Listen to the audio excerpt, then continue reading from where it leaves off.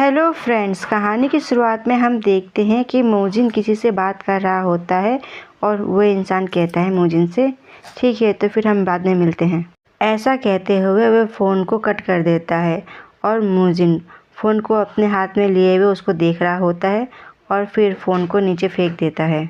और मोजिन मन में कह रहा होता है, योरम कंस्ट्रक्शन के डायरेक्टर यून जिहुन वे सबसे चालाक इंसान हैं। पहले तो मैंने ये सोचा था कि वह एक अमीर आदमी है जिसे कि पार्टी करना बहुत पसंद है, इसीलिए मैंने भी उसकी बात मान ली। पहले तो मुझे लगा कि जैसे मैं उसे जीत लूँगा और उसे धीरे धीरे डाउनफॉल की तरफ ले जाऊँगा, बट वो कमीना असल में वो एकदम मेरी ही तरह है। बाहर से तो वो एकदम इमेच्योर रिच बॉय की तरह व्यवहार करता है, पर अंदर से वे एकदम सांप की तरह क्रूर और दुष्ट है। पर मुझे समझ नहीं आ रहा आखिर मेरे पास आने का इसका क्या उद्देश्य है। आखिर वह छुपा क्या रहा है, ऐसा वह बड़े ही गहराई से सोचते हुए कह रहा होता है अपने मन में। और फिर बाहर का नज़ारा दिखता है, दिन का समय होता है और कोयले में शकरकंद पक रहे होते हैं। और जेबू अपने हाथ में कुछ लेते आते हुए कह रहा होता है बच्चों को देखते हुए, आखिर शकरकंद कैसे पक रहे हैं। और वही कहता है एकदम बढ़िया, और वे पूरी तरीके से पक गए हैं। और यूनहो कहता है जब हमने चॉपस्टिक को अंदर डाला तो वो पूरी तरीके से अंदर चली गई थी। और फिर जेबू शकरकंद को चिमटी से बाहर निकालते हुए कहता है, हाँ ये ठीक रहेगा, एक निकाल के हम देखते हैं पहले। और फिर जेबू एक शकरकंद को 2 भाग में काटता है और बच्चे देख के कहते हैं वाह, वे अच्छे तरह से टूट जाते हैं। और फिर जेबू नाइफ से कुछ लगाते हुए कहते हैं, अगर हम इस पे थोड़ा सा शहद और मक्खन लगा दें, हमारे पास एकदम परफेक्ट बटर स्वीट पोटैटो होगा। और ऐसा कहते हुए जेबू बच्चों के तरफ उसे बढ़ा देता है और बच्चे कहते हैं मुझे चाहिए। और यूनवो कहता है मेरे लिए भी एक बना दीजिए प्लीज़। और फिर वही बड़े ही प्यार से उसे खा रहा होता है। और यूनवो भी बहुत ही प्यार से उसे खा रहा होता है। और जेबू और ह्योजिन भी एक एक स्वीट पोटैटो ले लेते हैं। और फिर जेबू उन सब के तरफ देखते हुए मन में कहता है, हाँ यही तो वो खुशी है। वास्तव में कहा जाए तो और ज़िंदगी में कुछ नहीं है इसके सिवा। और फिर जेबू मुस्कुराते हुए बच्चों से कहता है, आज हम दोनों तुम दोनों के लिए एक फ़ोन खरीदने जा रहे हैं। और वही कहता है यस।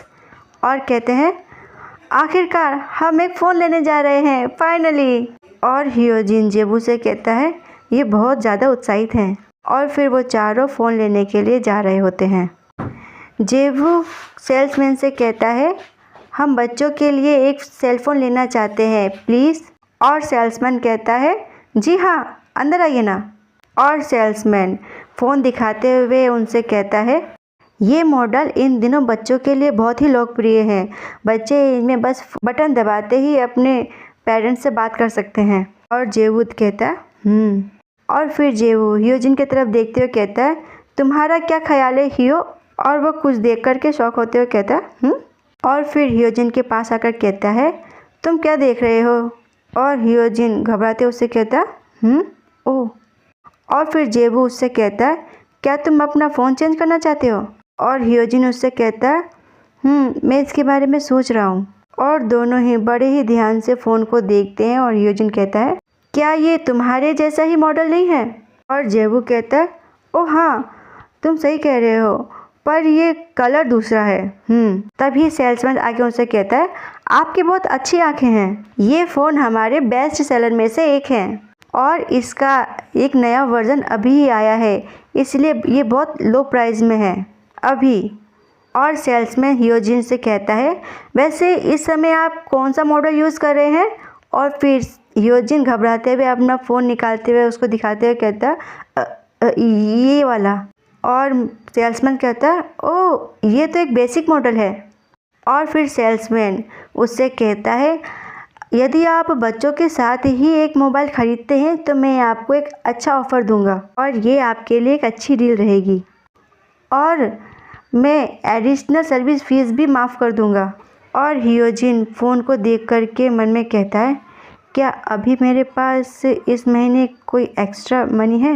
और कहता है लेकिन मैं जेबू जैसा ही फ़ोन यूज़ करना चाहता हूँ। पता नहीं फिर मुझे ये कब मिले ये मौका। और फिर ह्योजिन कहता है हाँ मैं इसे रख रहा हूँ। और ये सुन कर के जेबू घबरा जाता है और वह उससे कहता है तुम इसे रख ले हो सच में। और सेल्समैन खुश होते हुए कहता है ये आपकी अच्छी चॉइस है सर, क्लैप करते हुए। और थोड़ा घबराए हुए जेबू की तरफ देखते हुए नजर चुराते हुए कहता है मैं वैसे भी फ़ोन को अपग्रेड करने की योजना बना ही रहा था। और मन में कहता है मैं चाहता हूँ कि हमारे पास एक जैसा ही फ़ोन हो। मैं सोच रहा हूँ अगर मैं उसे ये सब बातें बताऊँ तो उसका फेस कैसा होगा। क्या वे मुझ पे व्यंग्य करेगा या फिर मुझसे डरेगा या फिर वे उसे पसंद करेगा। और फिर जेबू उससे कहता है ठीक है तो फिर ये अच्छी बात है। और फिर जेबू दोनों बच्चों से कहता है क्या तुम खुश हो। और वही कहता है खुश होते हुए यस मुझे आखिरकार फ़ोन मिल ही गया। और युनबो बड़े ही ध्यान से अपने फ़ोन को देख रहा होता है टैप टैप करते हुए। फिर ह्योजिन जेबू के तरफ अपना फ़ोन बढ़ाते हुए उससे कहता है जेबू मुझे अपना नंबर दो। हाँ क्या तुमने अपना डाटा ट्रांसफ़र नहीं किया। और ह्योजिन जेबू से कहता है वो एक पुराना फ़ोन था, इस वजह से उसमें कुछ काम नहीं होता था। मैं इसे फिर से मैनुअल रूप से शुरू करना चाहता हूँ। और मुस्कुराते हुए जेबू से कहता है तो प्लीज़ मेरे फर्स्ट बनो। और उसकी बात सुन कर के जेबू थोड़ा शॉक हो जाता है और कहता है तुम्हारा फर्स्ट। और फिर दोनों बच्चे खुश होते हुए कहते हैं मैं भी। और फिर वही भी खुश होते हुए कहता है इसके बाद मुझे भी अपना नंबर दीजिए मिस्टर जेबू। हुनवे कहता है उसके बाद मुझे भी अपना नंबर दीजिए जेबू। और इन लोगों की बात सुन कर के जेबू ब्रश करते हुए कहता है ऑल राइट। यिनवू जेबू से कहता है आपके नाम के बाद एक इमोजी बनाइएगा। और उसकी बात सुनकर जेबू कहता है ठीक है। और फिर जेबू के फ़ोन में रिंग होता है और युनबो वो देख करके जेबू से कहता है हाँ किसी ने आपको कॉल किया है मिस्टर जेबू। और फिर जेबू घबराते हुए फ़ोन की तरफ देखते हुए मन में कहता है मैं किसी से भी फ़ोन की उम्मीद नहीं कर रहा था। और फिर वे अपने जेब को चप्पे चप्पे को छानता है और फिर कहता है रुको हाँ वहाँ पे एक इंसान है। और मन में कहता है फ़ोन देख करके जैसे कि मैंने सोचा था ये मुझे नहीं है। मैंने उसका नंबर इसलिए सेव नहीं किया ताकि ह्योजिन को पता ना चले कि वो कौन है। तभी अचानक ह्योजिन पीछे से आके उसको कहता है तुम मुझसे वापस से कॉल बैक नहीं करोगे क्या। और उसको ऐसा एकदम से कहते देख जेबू काफ़ी डर जाता है, वो चिल्ला के शॉक हो जाता है। और फिर जेबू मुस्कुराते हुए ह्योजिन से कहता है हाँ नहीं इसकी ज़रूरत नहीं है, मैं उससे बाद में कॉल बैक कर लूँगा। और फिर ह्योजिन उससे कहता है वो कौन है। और जेबू कहता है बस एक फ्रेंड, हाँ एक फ्रेंड। उसकी बात सुन कर के वो ही काफ़ी खुश हो जाता है और उससे कहता है आपका भी कोई फ्रेंड है मिस्टर जेबू। और उसकी बात सुन कर के जेबू को थोड़ा झटका सा लगता है और मन में चिल्लाते हुए कहता तो क्या मैं ऐसा लगता हूँ जैसे कि मेरा कोई दोस्त ना हो। और वही की बातें उसके दिल में आके चुभ जाती है और मन में वह कहता है हाँ ये सच है कि मैं अपने आसपास के लोगों से ज़्यादा बात नहीं करता, जबकि मैं इस दुनिया में काफ़ी समय से हूँ। लेकिन फिर भी जब मैं स्कूल में था तो मेरे काफ़ी सारे फ्रेंड्स थे। और फिर जेबू मुंह बनाते हुए कहता है ऑफ कोर्स मेरे बहुत सारे दोस्त हैं। और जेबू की बात सुन कर के ह्योजिन मुंह बनाते हुए कहता है ओह। और वही कहता है वाओ। और फिर जेबू थोड़ा चिढ़ते हुए कहता है हाँ आखिर इस रिएक्शन का क्या मतलब है, मैं काफ़ी सीरियस हूँ और मैं अपने फ्रेंड सर्कल में काफ़ी फेमस भी हूँ। और फिर वो ही कहता है मैं आप पे विश्वास करता हूँ मिस्टर जेबू। और ह्योजिन कहता है कोई बात नहीं है जेबू, वैसे मेरे भी कोई दोस्त नहीं है। और जेबू गुस्से में कहता है ये बदमाश। और फिर जेबू बैठा हुआ होता है डायरी को देखते हुए और ठंडी सांस छोड़ता है हाँ। और कहता है तो आखिरकार समय आ ही गया। और फिर जेबू को मुजिन की बात याद आती है। वो कहता है तुम आओगे जब भी मैं तुम्हें बुलाऊंगा और वो करोगे जो कि मैं तुम्हें कहूँगा, और इसके एक्सचेंज में मैं तुम्हारी इस मैटर को केयर करने में पूरी मदद करूँगा। और मोबाइल में एक एड्रेस होता है जो कि मोजिन ने जेबू को भेजा होता है और लिखा होता है कि कोट भी पहन के आना। और जेबू मन में कहता है आज हियोजिन की छुट्टी है, आखिर मैं उससे क्या बहाना बनाऊं और आखिर ये मोजिन मुझसे करवाना क्या चाहता है।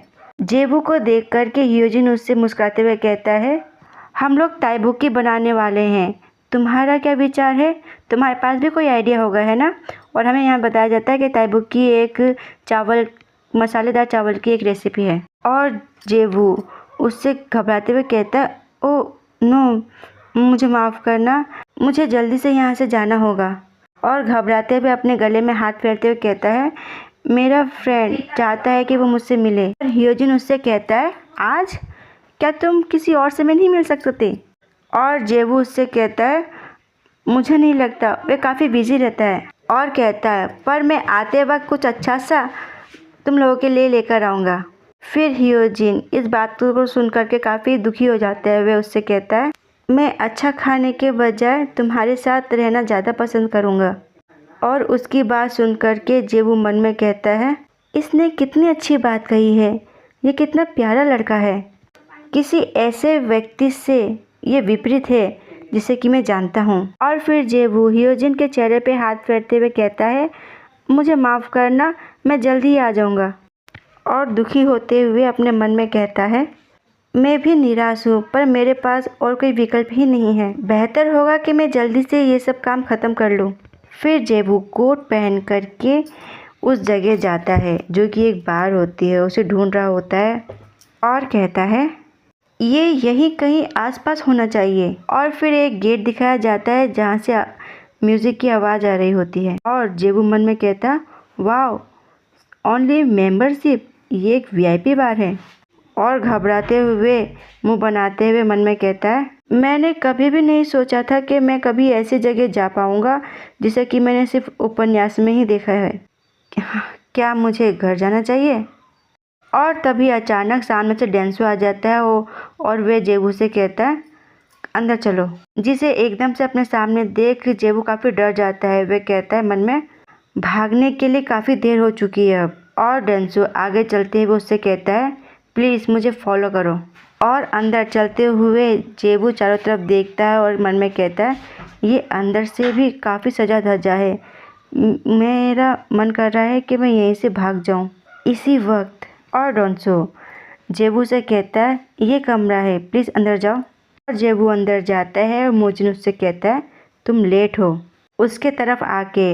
और जेबू अपनी नज़र चुराते हुए कहता है मैं एकदम सही समय पे आया हूँ। और मोजिन तीखी हंसी हंसते हुए उसको देखते हुए कहता है तुम भूले तो नहीं हो है ना, आज तुम वो करोगे जो भी मैं तुम्हें कहूँगा। और जेबू उसकी तरफ देखते हुए कहता है मुझे पता है। फिर मोजिन अपने गेस्ट को कहता है आप मेरे द्वारा लाए गए कुत्तों के बारे में क्या कहते हो? और जेबू मन में कहता है यहाँ इतने सारे लोग क्यों हैं, मैं बस वही चीज़ें लेकर आया हूँ जो कि मेरी पर्सनल फेवरेट है। और फिर योन मुस्कुराते हुए कहता है तुम्हारी पर्सनल फेवरेट? हाँ। और कहता है यही वो वजह है जिसकी वजह से मैं आपको पसंद करता हूँ मिस्टर चोई। और मुझे ये बहुत ही ज़्यादा पसंद है क्योंकि आपके मनोरंजन की कोई सीमा नहीं। अगर वे कुत्ते हैं तो क्या इसका मतलब ये है कि उसे जो आदेश दिया जाएंगे ये वो ही करेंगे? और यहीं पे ये पाठ होता है समाप्त। धन्यवाद।